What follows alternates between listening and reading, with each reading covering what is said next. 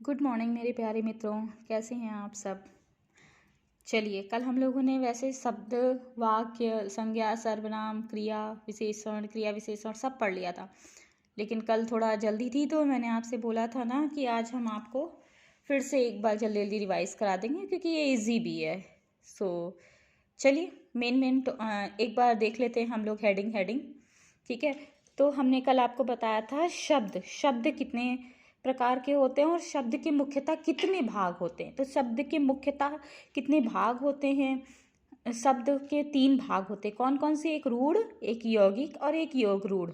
ठीक है, जिससे मिलकर शब्द बनता है। शब्द के भाग का मतलब जिससे मिलकर शब्द बनता है। रूढ़ जैसे सरल क्या है? 3 अक्षरों को मिलाकर एक शब्द बना है। अब ये जो 3 अक्षर को अगर हम अलग अलग कर देंगे तो ये रूढ़ हो जाएगा। अगर हम इसके मीनिंग के अकॉर्डिंग डिवाइड कर देंगे तो ये यौगिक बन जाएगा। लेकिन अगर हम इसको एक कर देंगे और इसका मीनिंग कोई अलग बनेगा, इसका अर्थ कोई अलग निकलेगा, तो ये क्या बन जाएगा? योग रूढ़ हो जाएगा। ठीक है, और शब्द के प्रकार कितने होते हैं? शब्द 5 प्रकार के होते हैं। आपको बताया था विलोम शब्द, समानार्थी शब्द, तुकांत, अतुकांत। ये क्या है? ये सब क्या है? समान ध्वनि वाले, ये सब शब्द के प्रकार हैं। ठीक है, अब बात करते हैं वाक्य की। तो वाक्य कितने प्रकार के होते हैं? वाक्य होते हैं 8 प्रकार के। विधानार्थक, निषेधार्थक, प्रश्नार्थक, आज्ञार्थक, संदेहार्थक, संकेतार्थक, इच्छार्थक, विस्मयार्थक।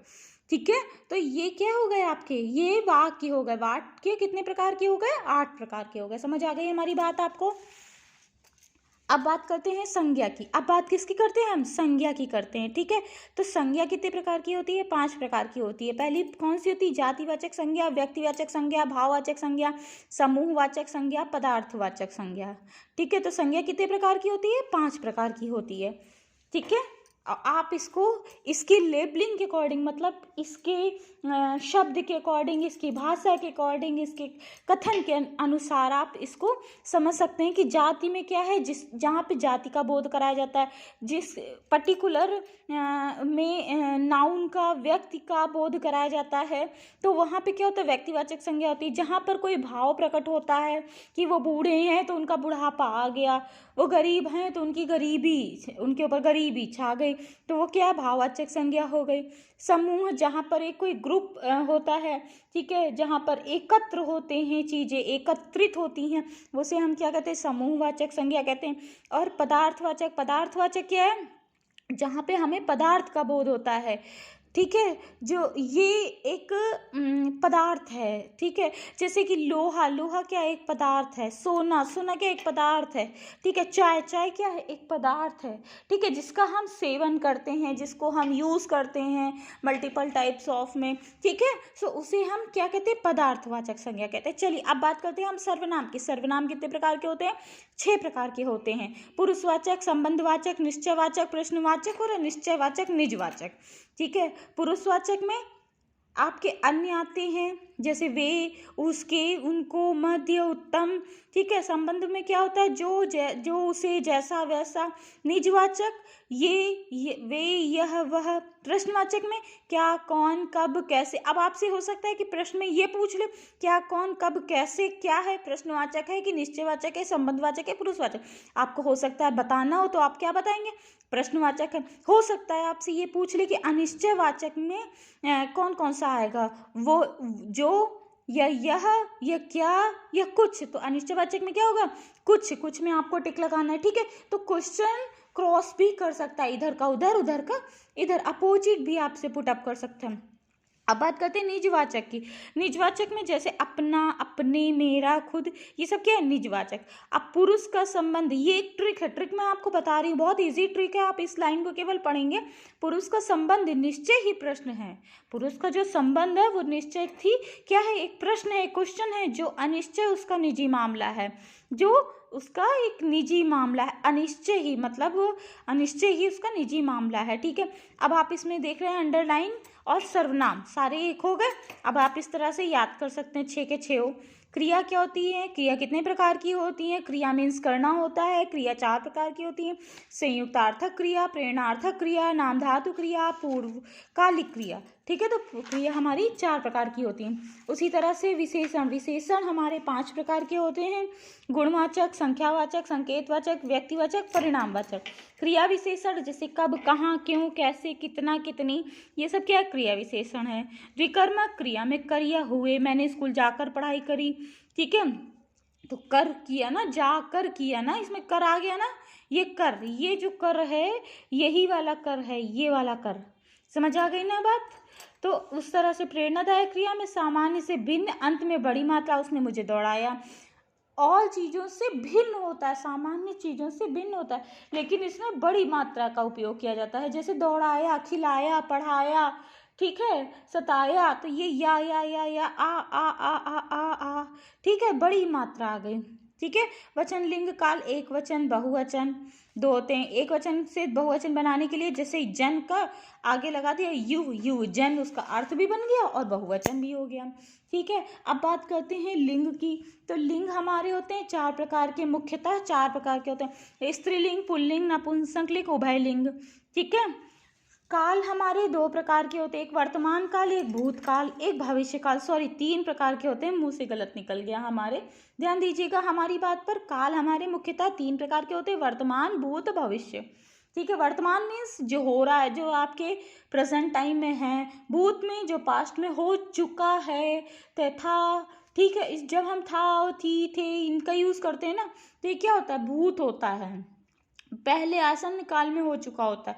भविष्य मतलब फ्यूचर, फ्यूचर में आने वाला कल, आएगा, आएगी, आएंगे।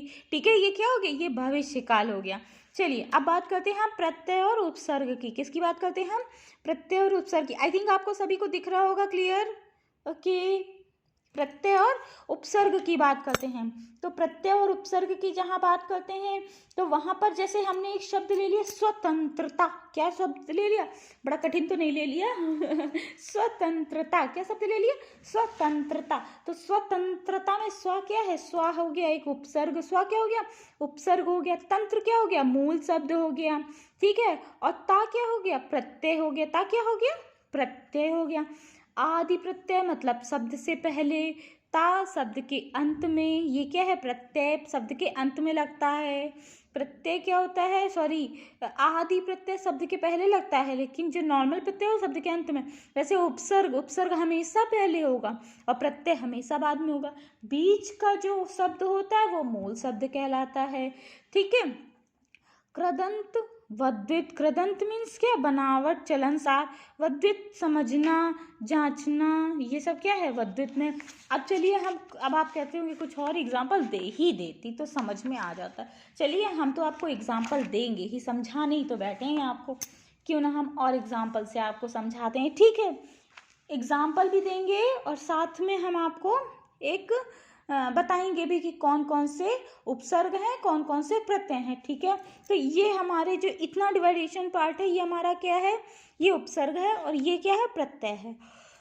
अ प्रत्यय, अध प्रत्यय, उ प्रत्यय। ठीक है, ये क्या है, प्रत्यय की उपसर्ग है आप तो भूल ही जा रहे हैं सब। ठीक है, उपसर्ग, उपसर्ग आगे लगता है, मैंने आपको पहले ही बताया था। ये देखिए इधर हमने आपको बताया ना, उपसर्ग पहले लगता है, तो ये क्या हुए, ये उपसर्ग हुए, ना कि प्रत्यय हुए। ध्यान देके माइंड को कंसंट्रेट करके पढ़िए, फटाफट रिवीजन करा रही हूँ। ठीक है, अ, अद्य, उ, उन, ओ, कु, क, टू, नी, बिन, ए, सु, भर, ये क्या हो गए, उपसर्ग हो गए। अब हम बात करते हैं प्रत्यय की। तो प्रत्यय तो बहुत सारे होते हैं, अंत, आ, आई, आवट, अक्कड़, आड़ी, इया, त्वय, इयत, अक, अन, उ, अना, आलू, अनी, इया, एश, एरा, न, ई, आउ, ई, आइन, इन, ल, य, इमा, इम, आनी, हार, ये सब क्या हो गए, ये हो गए प्रत्यय। ठीक है, अभी हो सकता है इसमें और कुछ रह गया हो, छूट गया हो, तो जो भी छूट गए होंगे वो आप मुझे एक साथ कमेंट में लिख के बता दीजिएगा कि हाँ ये आपसे गलती हो गई है, आपको ये आपने ये गलत पढ़ा दिया है, क्योंकि मेरा नया एक्सपीरियंस है तो आप लोग बताते रहिएगा, ठीक है। हो सकता है कुछ बोलने में मिसप्रिंट हो सकता है वॉइस क्लियर ना आ रही हो, तो आप सब मुझे कमेंट कर करके मेरी भी मिस्टेक्स मुझे बताते रहिएगा कि हाँ इसमें ये गलती हो गई, ठीक है। अब बात करते हैं तद्भव और तत्सम की। किसकी बात करेंगे आज हम लोग? क्या पढ़ेंगे? तद्भव और तत्सम। आज पढ़ेंगे या कल पढ़ेंगे? आज ही पढ़ेंगे ना। तद्भव तत्सम थोड़ा लंबे से पढ़ाऊंगी, क्योंकि ठीक है अगर वीडियो बड़ा हो रहा है तो फिर मैं नेक्स्ट में कवर कर लूँ, आपको जैसा सही से लगे। अगर आपको बड़ा लग रहा है तो मैं नेक्स्ट वीडियो बना लूँगी, मुझे कोई प्रॉब्लम नहीं है। चलिए ठीक है, फिर आप लोग इतना रिवाइज करिए उपसर्ग प्रत्यय तक का, ठीक है। और फिर उसके बाद नेक्स्ट वीडियो में हम बात करते हैं तद्भव और तत्सम की, उसको थोड़ा डीपली समझाऊंगी, थोड़ा सा समय लगेगा इससे, ठीक है। चलिए ठीक है, thank you, bye bye, take care to.